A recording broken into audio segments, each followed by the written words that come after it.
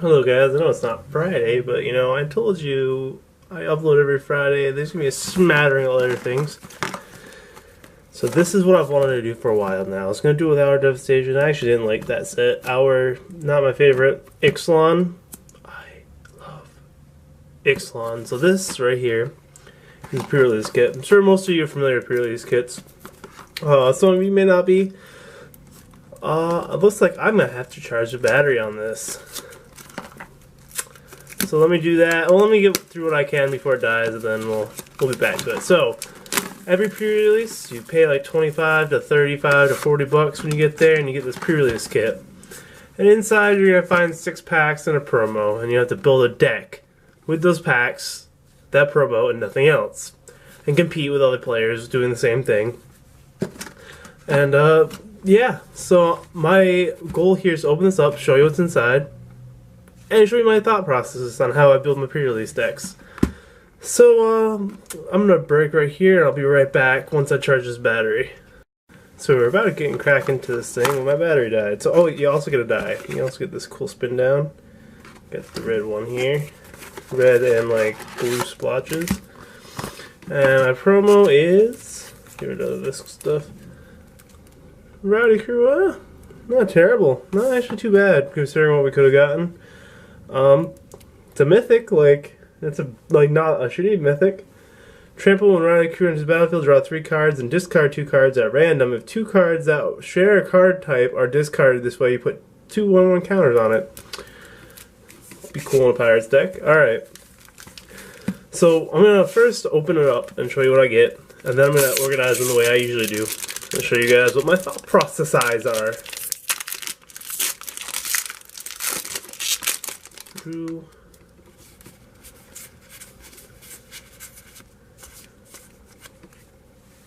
Up there.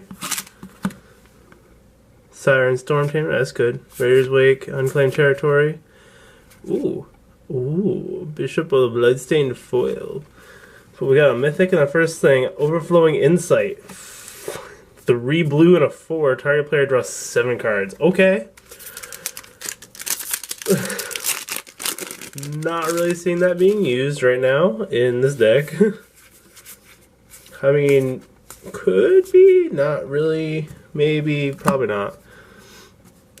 Dust Legion Dreadnought, Deathless Ancient, Emissary of Sunrise, and a Brown Craig. That's pretty bad. That's pretty good. That's kind of what I was looking for. Dual lands. Mana fixing always huge in pre-release or draft or anything like this, any kind of limited format.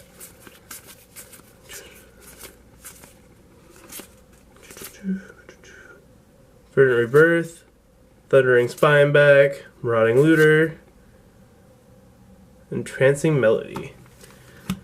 Gain control of target creature with converted mana cost of X. So I think that's permanently.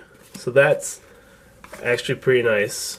That could be pretty fun in this format. Especially endgame when your opponent throws down their bomb and you're like, mine.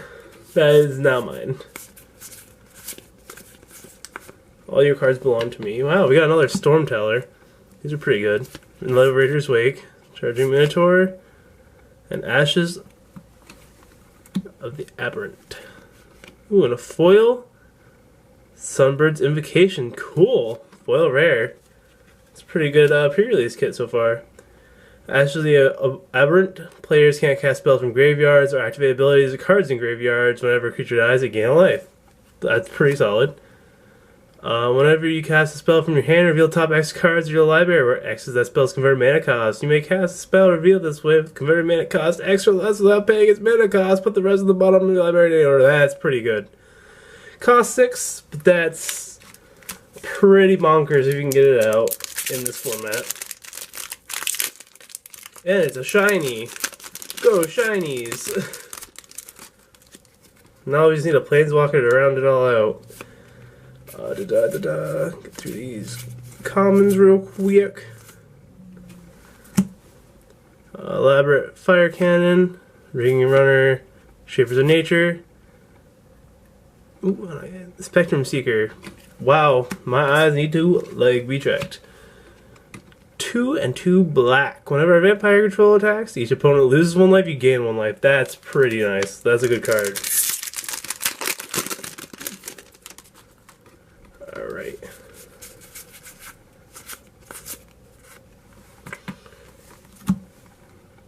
Verdant Rebirth. Chart of Course. Merfolk Branchwalker. Ooh, and Looming Oleosaurus, which means we have a flip card because how foils work in this. Engul's Blood Fast. It's not a bad little card. Put that foil down there. Put the lands off to the side. 1 black. Pay 1 black. Pay 2 life. Draw a card. At the beginning of upkeep, you have 5 less life. You may flip it to this land. Temple of Alokite. Alzotite. Whatever. Something awesome. Tap 1 to add a black mana to your mana pool. Sacrifice a creature. You may gain life equals to a sacrificed creature's toughness. Alright, so this is where the video's going to stop a few times. I'm going to show you my processes and kind of like... Because if I don't stop it, this video's going to take 20 years. Alright, be back in 2 seconds. Okay, so the way I did... oh god. I had to toss down a Macintosh real quick because I was hungry. Sorry about that. But what I did was I separated all my things into colors. Right here. Rare's up there so I could see them more clearly. And then here's like the land I drew. Here's some of the artifacts. And this is a gold color over here. These are all like the extra lands and stuff like that, the tokens down here. So what I did is I separated them by creatures versus non-creatures in a pile. Creatures on top, non-creatures on the bottom. And I kind of go through them to see, okay, what is playable. Because the one thing you want to do, even if you don't look at any cards before you show up to a pre-release, is you kind of want to find out what type of set you're dealing with. Ixalan is very much a ground pound set. Most pre-releases and drafts, the game is fought on the ground. Or in the air. Not too many spells or counters or kind of that stuff, because it's really hard to construct that out of the limited stuff. So I'm looking for things where I have a decent amount of synergy on the ground. Maybe a few combat tricks, tactics, and that, but mostly like I want a good board presence. And I can tell you right now, just by looking at my cards, blue probably won't make the cut. I only have like 5 creatures, I think. Yeah, like 5 creatures, and like just so many combat tricks, but like I'm not gonna be able to do much combat tricks if I don't have a lot of creatures. Even though we have a good like couple rares there. These rares aren't really going to help me win the game, so I'm going to set this aside. So blue's probably out. I'm looking closer and closer. And I don't really want to play triple color, but I'm kind of leaning that way just because of the amount of playables I have. Black looks alright. Let me grab that. A lot of creatures, pretty creature heavy, pretty decent creatures too. Some removal, but nothing really plays well with each other. I have a contract killing, which is alright. Raiders Wake, Skullduggery, yeah, so it's not like really solid.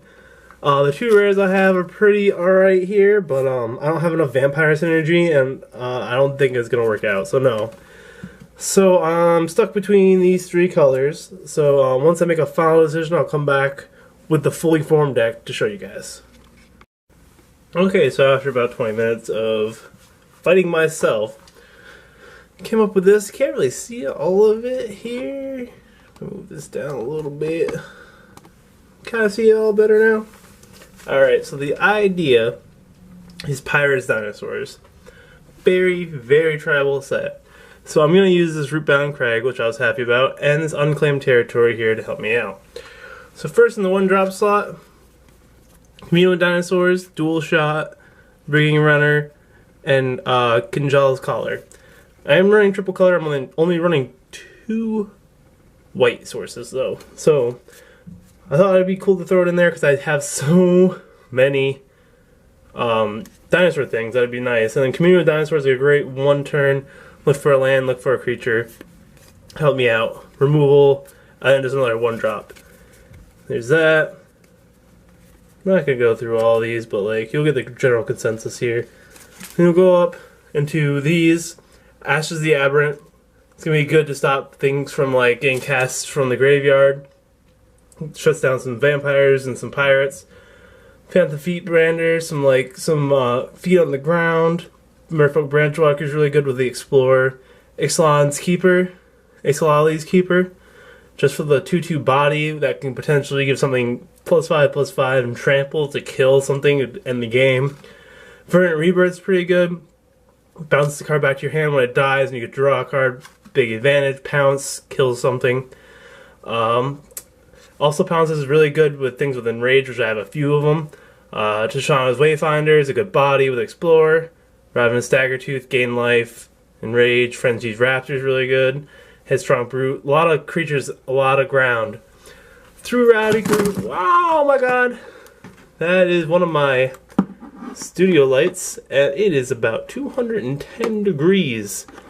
Aha. Stay now. Anyway, I'll deal with that burn later.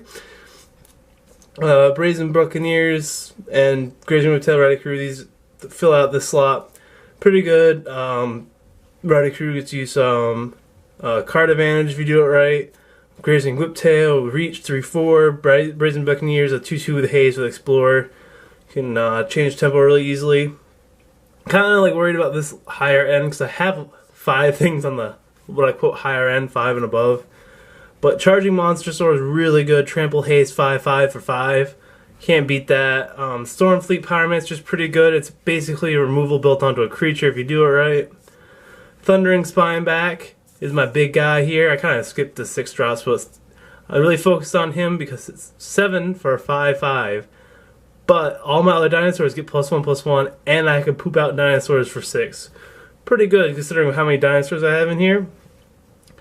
And I have these 2 dinosaurs here, Sun Crowned Hunters, 6 for a 5/4. Whenever it takes damage, deal 3 damage to target opponent. So good. Goes in with Pounce and stuff like that. And Cross Little Dreadmaw, 6 for a 6/6 trample. So basically, a bunch of tiny little creatures build up to get you big creatures to smack them in the face. And you have some removal and stuff to help you along the way. This is what I would run with this set and this pre-release. Now, I know you're saying, well, Foolish, we already got through the Ixalan pre-release. What's this supposed to do to help me? Well, there are other pre-releases in the future. You gotta learn the set and then use what I helped you here with today in your future pre-releases so that you can dominate, alright? This deck, I could probably see it maybe not winning, but maybe going pretty high in the standings. It's pretty well put together. You gotta look at every card. You gotta know the format you're working with. You gotta know mana advantage is huge. Bombs are huge. Synergy is huge. Dinosaurs Pirate synergy. So, look what you got. Don't sweat it. Rares aren't everything. I'm running 2 rares out of all the ones I pulled. Yeah, the Rootbound Craig and my pre-release. I think that's it. Uncommons half the time win you the games. So don't panic, slow down, separate your playables from your unplayables, see what colors you're going in. Don't be afraid of the triple color, but don't rely on it, don't crutch on it. Dual color is probably the way to go.